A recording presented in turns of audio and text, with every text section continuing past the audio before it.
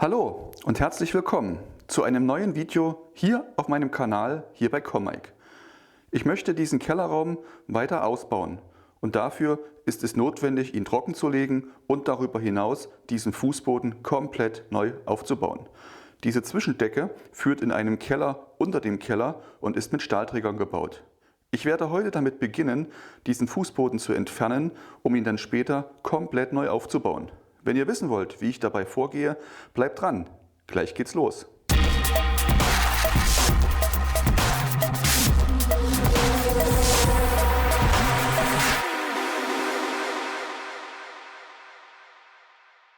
Dieser ungefähr 20 Quadratmeter große Raum liegt an der Wetterseite des Hauses.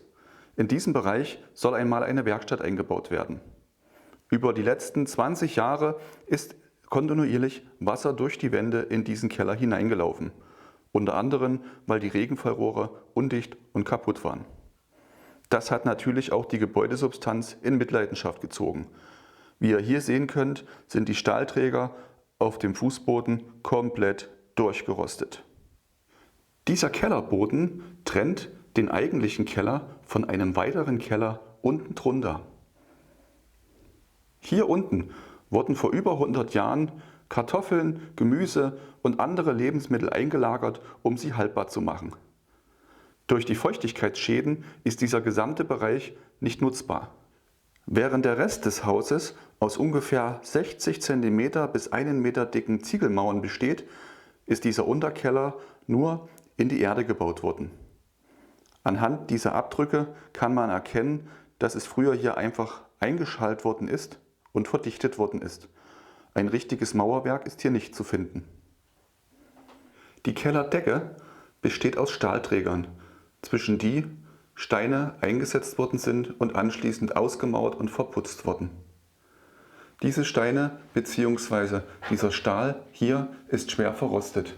Die Träger selber lösen sich aus. Der Raum oben drüber ist nicht nutzbar, zumindest nicht dauerhaft. Um ihn nutzbar zu machen, muss diese Kellerdecke bzw. der Boden des Raumes oben drüber erneuert werden. Hierzu werde ich heute diese Kellerdecke herausreißen, sie entfernen und anschließend komplett neu aufbauen. Bewaffnet mit Hammer und Meißel werde ich die Steinsegmente zwischen den Stahlträgern Stück für Stück entfernen und so die alte Decke abtragen. Ich hoffe, dass ich mit Hammer und Meißel weiterkomme und keine schwere Technik benötige.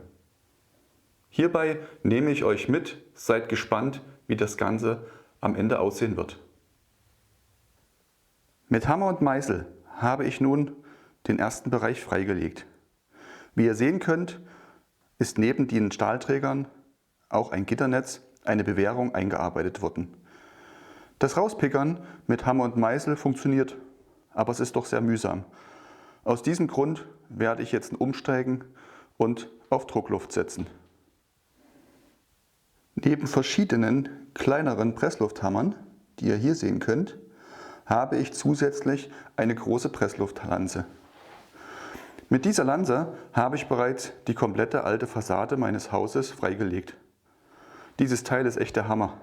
Unglaublich stark und kraftvoll, aber auch schwer. Ich werde nun versuchen, mit dieser langen Lanze den Fußboden weiter aufzupickern und diese Decke abzutragen.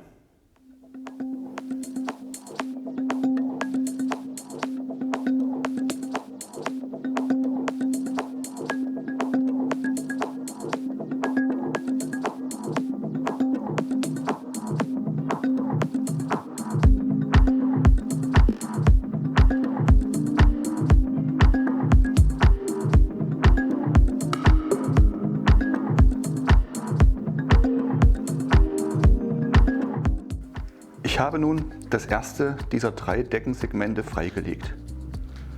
Die Stahlträger wurden durch eine Bewehrung unterstützt, quer und längs.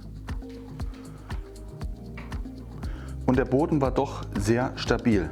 Das hätte ich nicht gedacht. An einigen Stellen sieht man die bläuliche Farbe, da ist sehr viel Zement drin. Das war wirklich sehr anstrengend, das herauszupickern. An anderen Stellen wiederum hat ein Schlag mit dem Vorschlaghammer gereicht und große Stücke sind heruntergefallen. Ich werde nun hier unten etwas Platz schaffen und danach mich an das nächste Segment heranwagen.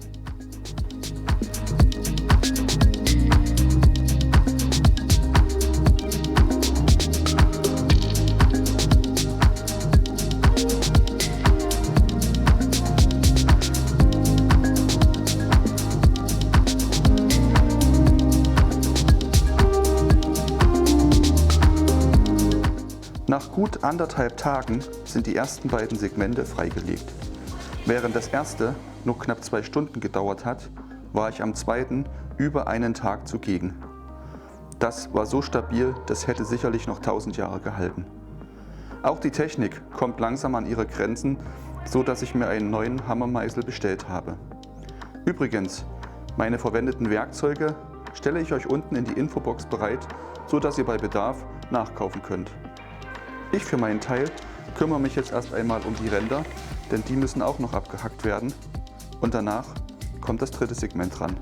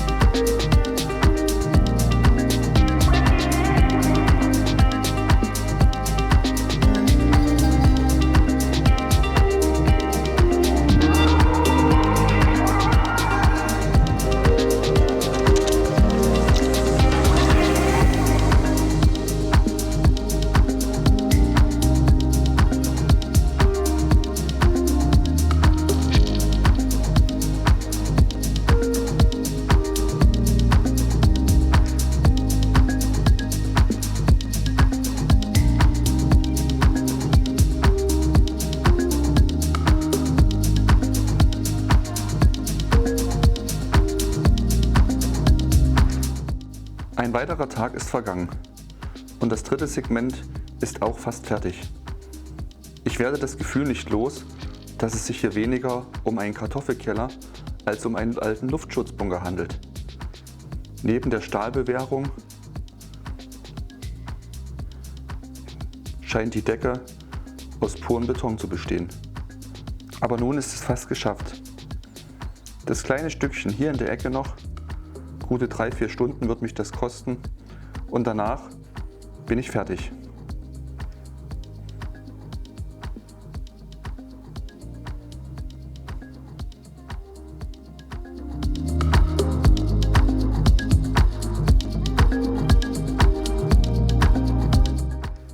Es ist geschafft.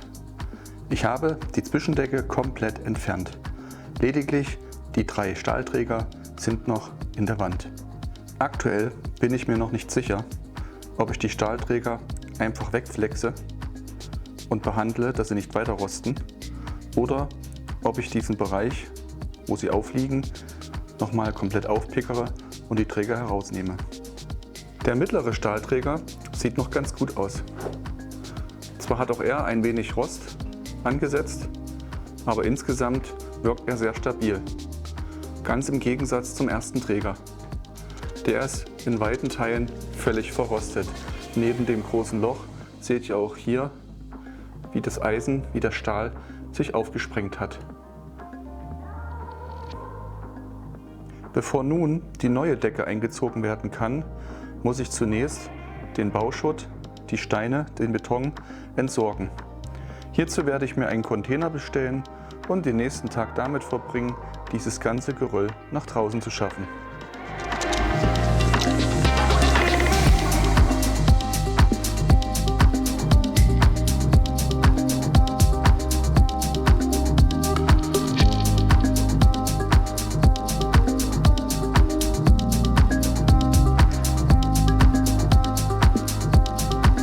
Ein Großteil des Bauschutts ist bereits entsorgt.